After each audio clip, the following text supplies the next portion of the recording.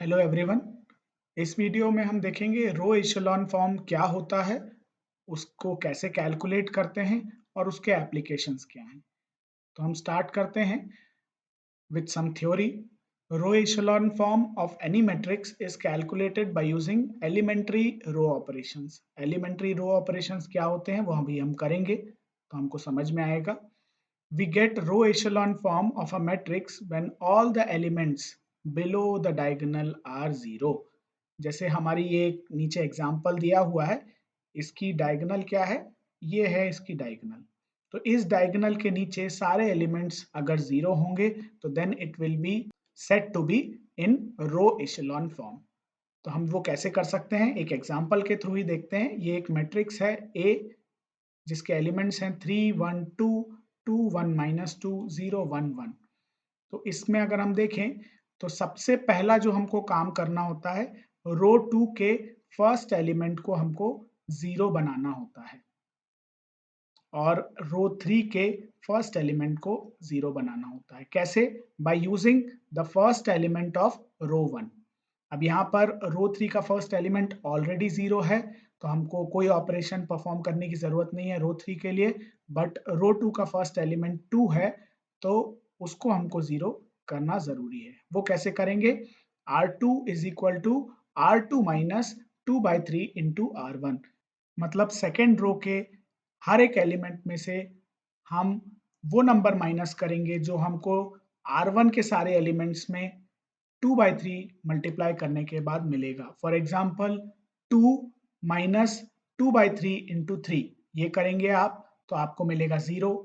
1 minus 2/3 into 1 करेंगे तो आपको मिलेगा 1/3 विच इज प्रेजेंट हियर।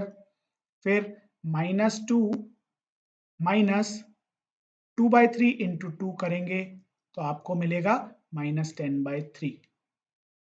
ये हमारा फर्स्ट स्टेप हो गया जिसमें हमको ये दो एलिमेंट्स, रो 2 का फर्स्ट एलिमेंट और रो 3 का फर्स्ट एलिमेंट 0 करना होता है to convert any matrix into its row echelon form. अब सेकेंड स्टेप क्या है? सेकेंड स्टेप हमारा ये जो रो 3 है उसका जो सेकेंड एलिमेंट है उसको 0 बनाना है और उसको आप 0 किसकी हेल्प से बना सकते हो?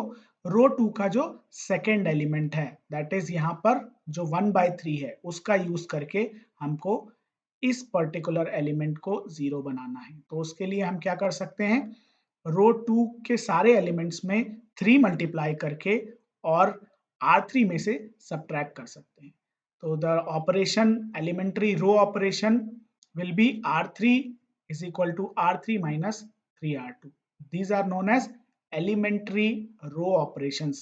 Elementary row operations इसलिए बोल रहे हैं क्योंकि एक एक रो के हर एक एलिमेंट पर ये अप्लाई किए जाते हैं। एलिमेंट बाय एलिमेंट ये ऑपरेशंस परफॉर्म होते हैं, इसलिए इनको बोलते हैं एलिमेंट्री रो ऑपरेशंस।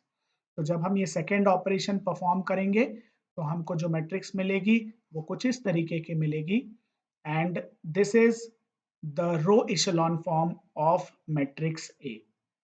तो ये रो एशेलॉन फॉर्म कैलकुलेट करने का मतलब क्या है, क्यों हम करते हैं, उसके कुछ एप्लीकेशंस हैं क्या, तो वो हम एप्लीकेशंस थोड़े से देख लेते हैं। कहाँ पर ये यूज कर सकते हैं हम रो एशेलॉन फॉर्म किसी भी मैट्रिक्स का टू सिंप्लीफाई द कैलकुलेशंस। तो सबसे पहला एप्लीकेशन है, it is used to reduce the computations required to solve a system of linear equations. इसको हम एक एग्जांपल के थ्रू समझते हैं। ये हमारा एक सिस्टम ऑफ लीनियर इक्वेशंस है। 3x + y + 2z = 1, 2x + y - 2z = 3 और y + z = 1। इसको हम मैट्रिक्स फॉर्म में कन्वर्ट करेंगे तो कुछ इस तरीके का दिखेगा। अब हमको जो रो ऑपरेशंस परफॉर्म करने हैं, एलिमेंट्री रो ऑपरेशंस, और जो रो एशेलॉन फॉर्म निकालना है वो हमको बेसिकली इस मैट्रिक्स का निकालना है।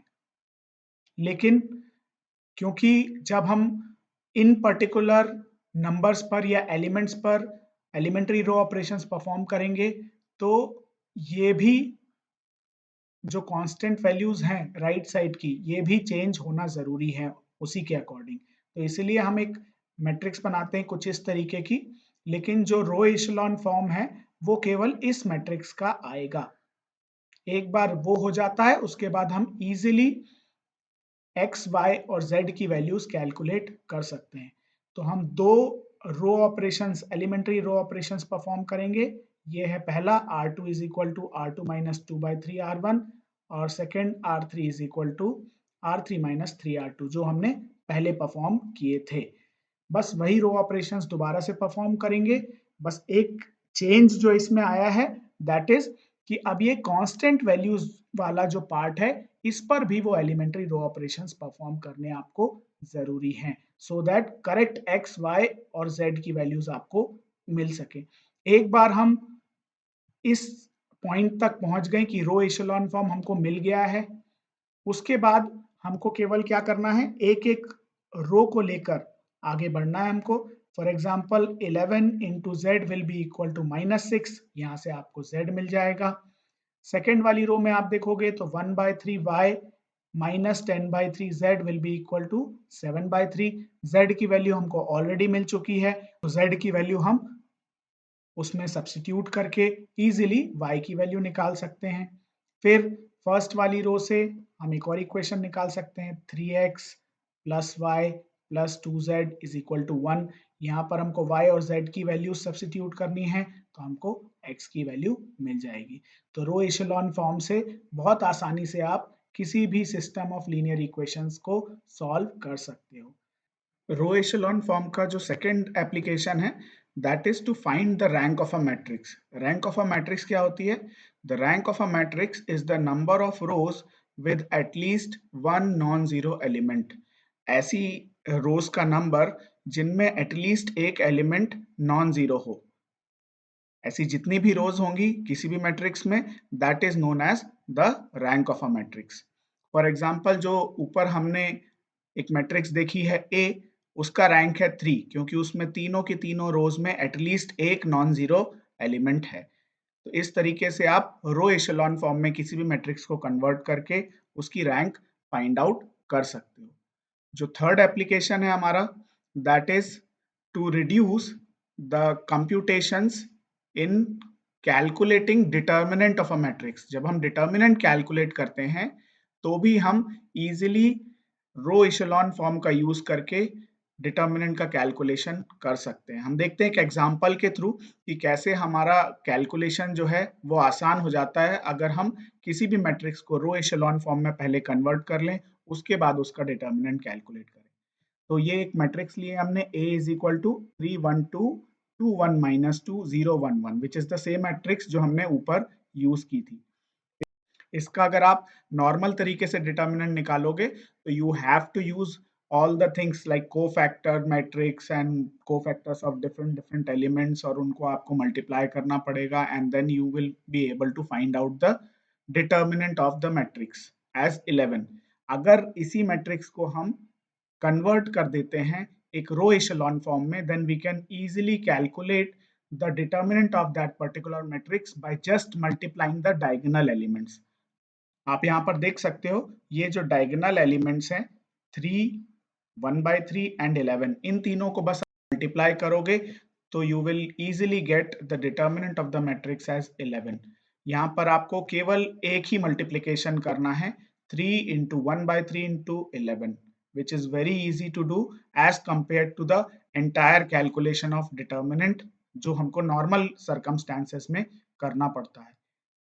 एक बात मैं और आपको बता दूं, अगर आपको डिटर्मिनेंट कैलकुलेट करने में कहीं कोई दिक्कत होती है तो उसके लिए मैंने एक सेपरेट वीडियो बनाया हुआ है जिसकी लिंक मैं इस वीडियो डिस्क्रिप्शन में शेयर कर दूंगा। आप चाहें तो जाकर देख सकते हैं वो video.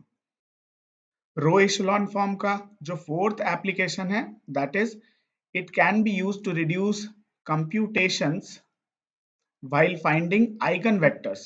It is same as solving a system of linear equations। eigenvector में भी हमको सेम जो अभी हमने फर्स्ट एप्लीकेशन में देखा था कि हमको एक सिस्टम ऑफ लीनियर इक्वेशंस मिल रही थी, उसको सॉल्व करने में हमको आसानी हो रही थी अगर हम उसको रो एशेलॉन फॉर्म में कन्वर्ट कर रहे थे। यहाँ पर केवल एक डिफरेंस होता है, तो आइगन वेक्टर का केस रहता है वहां पर ये जो कांस्टेंट्स हैं ये जीरो होते हैं।